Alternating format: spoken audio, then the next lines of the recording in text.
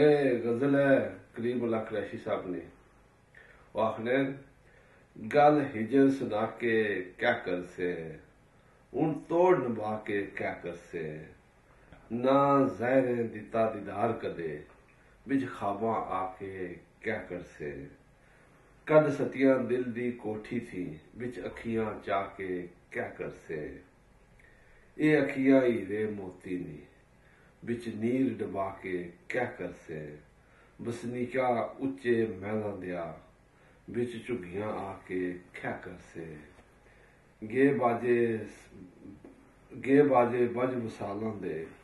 ऊन तार हिला के क्या कर से बिच कन्या फल पुरौन होए